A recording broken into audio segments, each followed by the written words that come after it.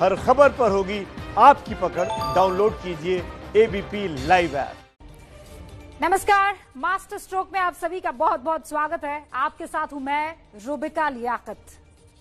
रिया चक्रवर्ती कहां है? जवाब है ये किसी को नहीं पता। फिर सवाल है कि आखिर रिया क्यों गायब है? जवाब है रिया सीबीआई की पूछताछ से बच रही है, उसे टालना चाहती है। सवाल है कि रिया ऐसा क्यों कर रही है? तो जवाब है कि रिया को लग रहा है कि उनकी सच्चाई अब सबके सामने आ जाएगी और इसीलिए वो सीबीआई से बच रही है। सीबीआई रिया को पूछताछ का समन भेज रही है, लेकिन रिया के वकील का कहना है कि उन्हें कोई समन मिला ही नहीं है। फिर ऐसे में सवाल है कि रिया चक्रवर्ती इस वक्त कहां है? क्या रिया फरार हो गई है? ये सवाल हम इसीलिए पूछ रहे हैं क्योंकि रिया को पिछले 4 दिनों से किसी ने नहीं देखा है। रिया मुंबई के सांता क्रूज के प्रिम रोज नाम के एक अपार्टमेंट में रहती है। हमारे संवाददाता ज्ञानेंद्र तिवारी आज उनके अपार्टमेंट में आसपास के लोगों से बातचीत करते रहे। रिया की तलाश उन्होंने की, लेकिन पता चला कि रिया वहां पिछले 4 दिनों से देखी ही नहीं गई और इसीलिए ये संदेह गहरा हो रहा है कि रिया किसी भी तरह सीबीआई की पूछताछ से क्या बचना चाहती हैं।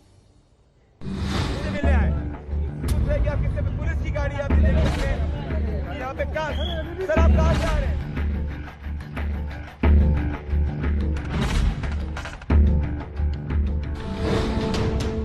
सुशांत सिंह राजपूत के करोड़ों फैंस को इस बात का इंतजार है कि रिया चक्रवर्ती सीबीआई के सामने कब पेश होंगी।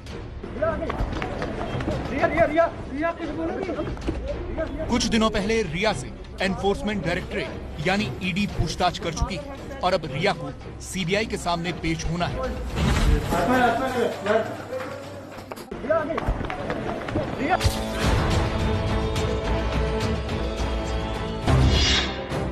लेकिन सवाल यह है कि पूछताछ से पहले रिया चक्रवर्ती कहां है?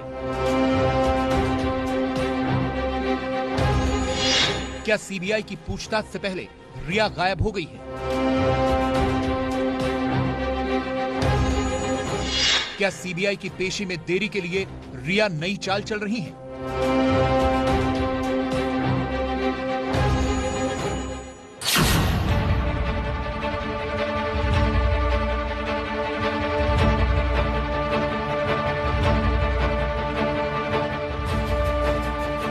क्योंकि एबीपी न्यूज ने रिया चक्रवर्ती को उनके घर पर तलाशने की कोशिश की, लेकिन वो हमें कहीं नहीं मिली। असल में सीबीआई रिया चक्रवर्ती को पेशी के लिए समन जारी कर चुकी है, लेकिन सूत्रों के मुताबिक रिया चक्रवर्ती के वकील ने किसी भी समन के मिलने से इनकार किया है। तो सवाल ये कि क्या रिया चक्रवर्ती किसी साजिश के तहत सीबीआई के सामने अपनी पेशी को टालना चाहती हैं? क्योंकि आज हमने रिया चक्रवर्ती की तलाश की, लेकिन वो हमें नहीं मिली।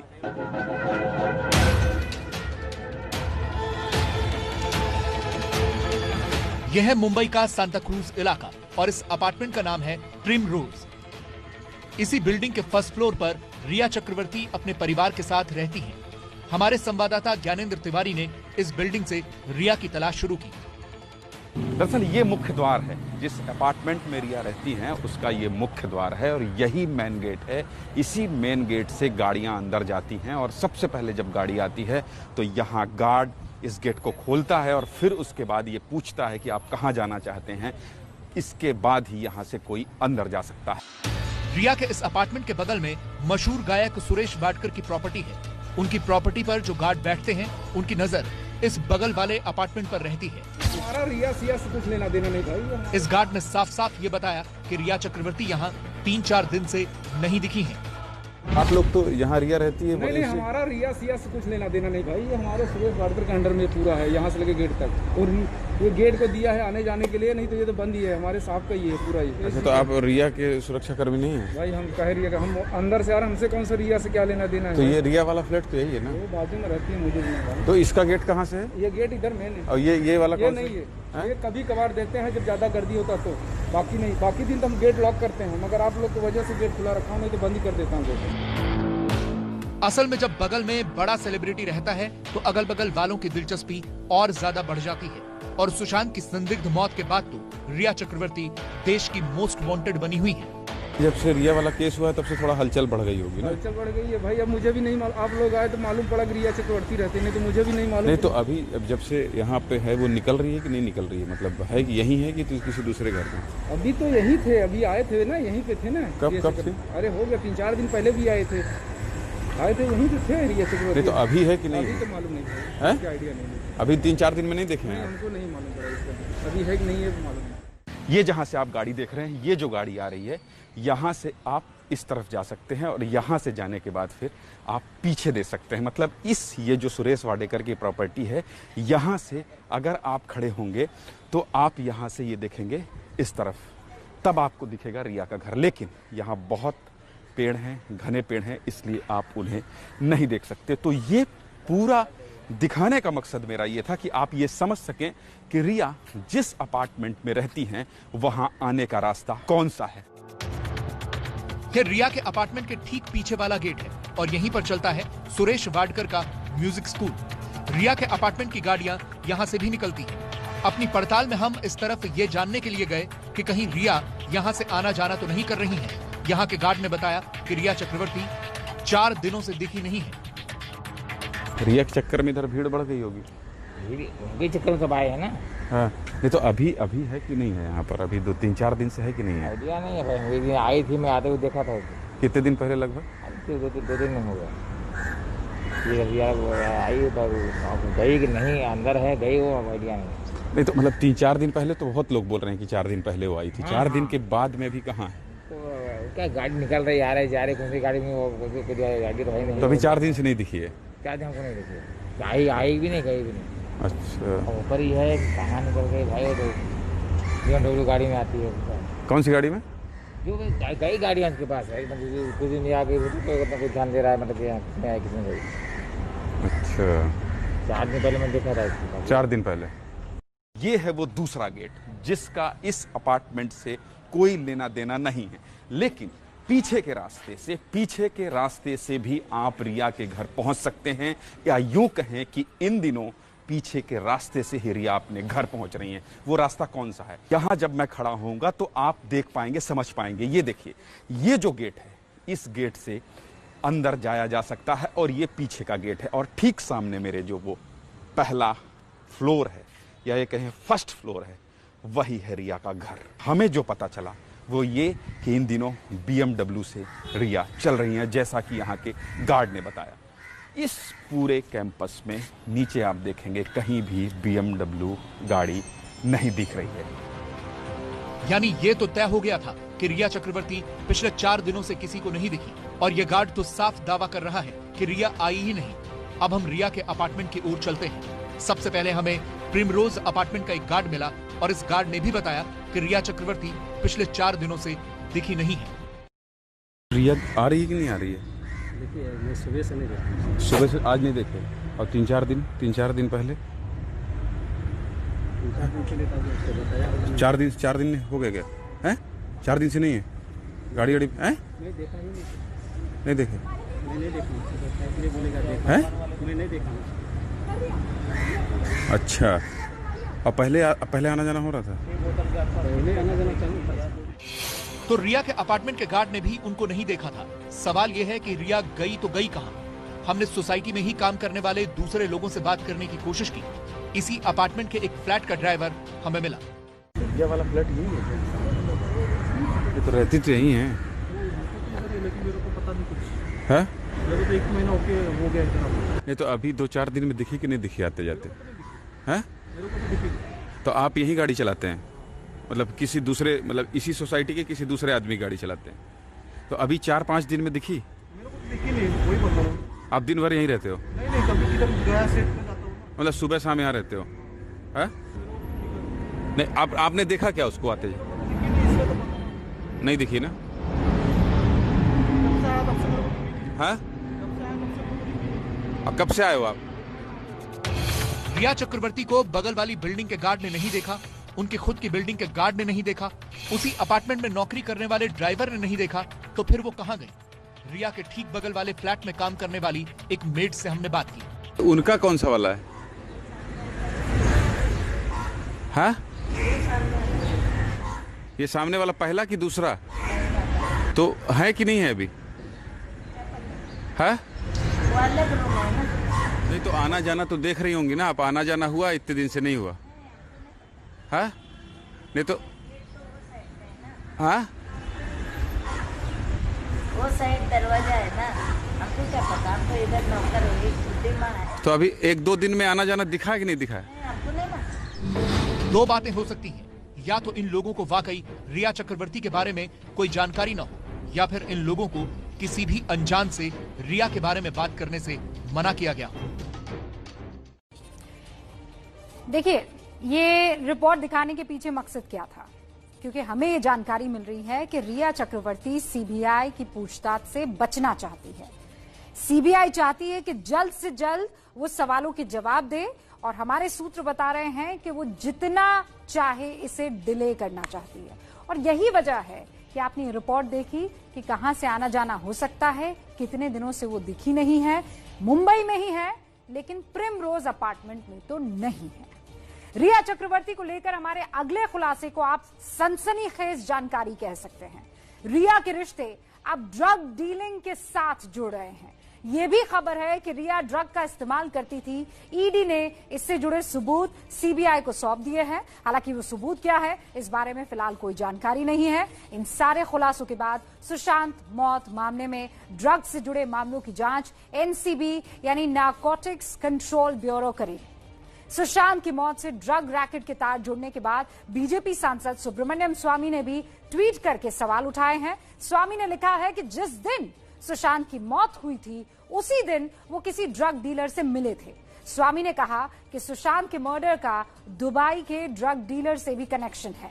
उन्होंने अपने एक ट्वीट में लिखा कि जिस दिन सुशांत का मर्डर हुआ उस दिन दुबई के एक ड्रग डीलर अयाश खान जो हैं उनसे मुलाकात करने के लिए पहुंचे थे। हालांकि इस बात की अभी तक कोई पुष्टि नहीं हुई है।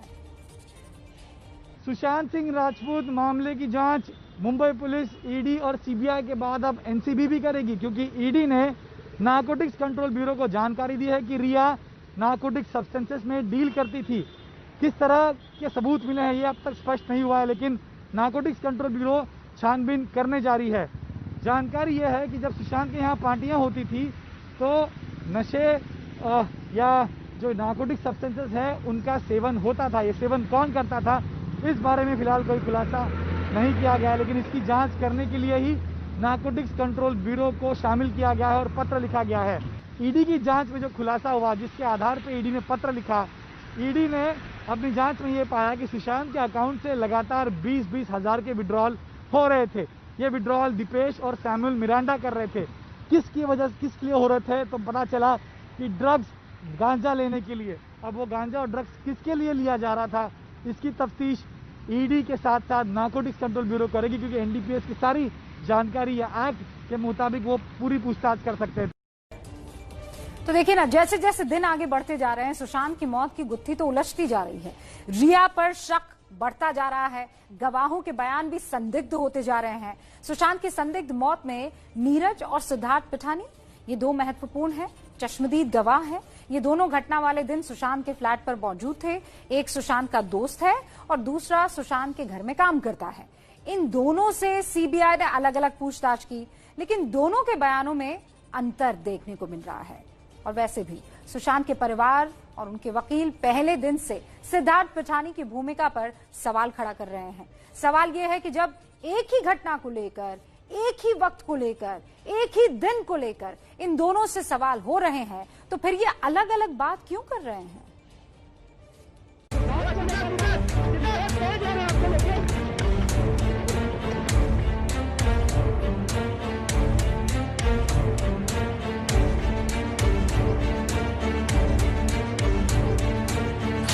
सिद्धार्थ पिठानी और नीरज सिंह, वो दो किरदार जो सुशांत की मौत वाले दिन घर पर मौजूद थे। इन दोनों को सुशांत की संदिग्ध मौत में अहम कड़ी माना जा रहा है। इसीलिए सीबीआई ने सबसे पहले इन्हें ही पूछताछ के लिए बुलाया।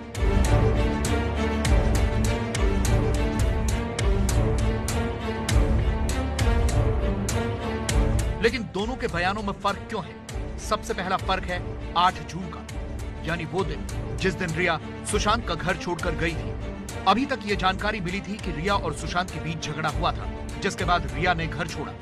सुशांत के घर में काम करने वाले नीरज ने सीबीआई को बताया कि रिया गुस्से में घर छोड़कर गई थी। 8 जून को केशव और मैं भोजन तैयार कर रहे थे और हम रिया मैडम और सुशांत सर को खाने के लिए बुलाने वाले थे।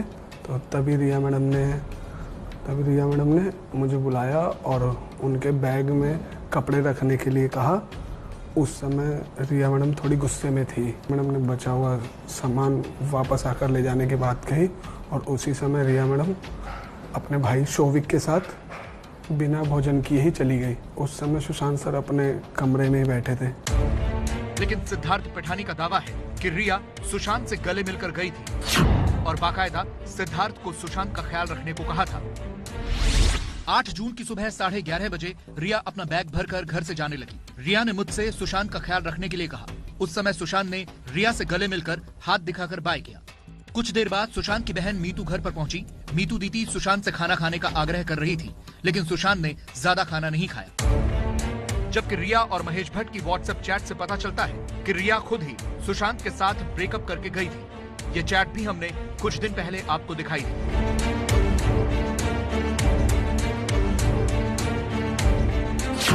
अब सवाल है कि कौन सच बोल रहा है और कौन झूठ। रिया के जाने के बाद सुशांत की अवस्था को लेकर अलग अलग बयान आए हैं। सिद्धार्थ पिठानी ने दावा किया है कि सुशांत रिया को याद करके रोते थे, लेकिन नीरज सिंह ने ऐसी कोई बात नहीं कही है। वो सुशांत को हमारे साथ घुलाने मिलाने की कोशिश कर रही थी, लेकिन सुशांत ने रुचि नहीं दिखाई। मीतू दीदी जब घर पर थी तब सुशांत बार बार पुरानी बातें याद करके रोने लगते थे। रिया मैडम के चले जाने के बाद सुशांत सर की बहन मीतू सिंह आ गई। फिर 12 जून को उन्होंने मुझसे कहा कि जब तक वो नहीं आती तब तक मैं सुशांत की रेख देख करूंगी। और दीदी के चले जाने के बाद सुशांत सर उस शाम को छत पर ही बैठे थे। सिद्धार्थ पिठानी और नीरज सिंह पर सबसे ज्यादा सवाल सुशांत का शव उतारने को लेकर उठे हैं। दोनों का दावा है कि सुशांत ने आत्महत्या की, लेकिन सिद्धार्थ पिठानी ने सीबीआई के सामने बयान दिया है कि सुशांत की चंडीगढ़ वाली दीदी और बहनोई के कहने पर ही शव को पंखे से नीचे उतारा गया। इसके बाद मैं और दीपेश सुशांत के कमरे में गए। कमरे में अंधेरा था। दीपेश ने कमरे की लाइट जलाई तो हमने सुशांत को हरे रंग के कपड़े से पंखे पर लटका हुआ पाया। सुशांत के पैर बेड के बगल में थे और चेहरा खिड़की की तरफ था। तभी मैंने ये बात मीतू दीदी को बताई। फिर मैंने अपने फोन से 108 पर कॉल करके घटना की जानकारी दी। इसके तुरंत बाद मुझे चंडीगढ़ से नीतू दीदी का कॉल आया। मैंने उन्हें सारी जानकारी दी। उन्होंने तुरंत मेरा फोन काट दिया। उनका मुझे फिर फोन आया। नीतू दीदी ने मुझे सुशांत के बारे में पूछा तो मैंने बताया कि सुशांत लटका हुआ है और उसकी मौत हो गई है। फोन पर मुझे पीछे से सुशांत के जीजा ओपी सिंह की आवाज सुनाई थी। उन्होंने हमें सुशांत को नीचे उतारने के लिए कहा। नीतू दीदी ने भी वही कहा। फिर मैंने नीरज से चाकू लाने के लिए कहा। मैंने चाकू से सुशांत के गले पर लगा कपड़ा काटा। फिर मैंने और दीपेश ने बेड पर चढ़कर सुशांत को नीचे बेड पर लिटा दिया। उसी समय मीतू दीदी वहां पहुंची। उन्होंने मुझसे पूछा कि सुशांत जिंदा है क्या, और मुझे सुशांत को ठीक से बेड पर रखने के लिए कहा। फिर मैंने, दीपेश और नीरज ने सुशांत को ठीक से बेड पर रखा। सुशांत के गले में लगा कपड़ा निकाला। हमने सुशांत को सीपीआर देने की कोशिश की, लेकिन उसने कोई रिस्पॉन्स नहीं दिया। उसके बाद बांद्रा पुलिस पहुंच गई। जबकि नीरज सिंह ने सीबीआई के सामने जो बयान दिया है उसमें चंडीगढ़ वाली दीदी का जिक्र नहीं है। उस बयान में मुंबई वाली मीतू दीदी का नाम लिया गया है। फिर जब दीपेश और मैं अंदर गए तो देखा कि क्या हुआ था। सुशांत सर का जो चेहरा खिड़की की तरफ मुंह करके और बिस्तर के किनारे हरे कुर्ते से पंखे में लटका हुआ था। मैं बुरी तरह घबरा के कमरे से बाहर निकल गया। सिद्धार्थ ने मीतू दीदी को फ़ोन किया और उन्हें सूचित किया कि तब सिद्धार्थ ने मुझे कुर्ता काटने के लिए चाकू देने के लिए कहा था कि मैं एक चाकू लाया और सिद्धार्थ को दे दिया और फिर सिद्धार्थ ने चाकू से वो कुर्ता काट दिया। सुशांत सर के पैर बिस्तर पे टच हुए और उनका शरीर बिस्तर पर गिर गया। इसी समय मीतू दीदी कमरे में आई और चिल्लाने लगी। गुलशन तो नहीं, ये क्या किया फिर मीतू दीदी ने सर को बिस्तर पर ठीक से लेटाने को कहा, तो ठीक से लेटाने को कहा। फिर हमने सर को बिस्तर पर लेटाया। उसी समय मैंने सुशांत सर के गले से कुर्ते की गांठ को खोला दिया और उसके कपड़े को एक तरफ फेंक दिया। सिद्धार्थ सर ने सुशांत की छाती को दबाया, उसे सर को होश में लाने की कोशिश की, लेकिन इससे कोई फर्क नहीं पड़ा। फिर सिद्धार्थ ने मदद के लिए पुलिस को फ़ोन किया। फिर वहाँ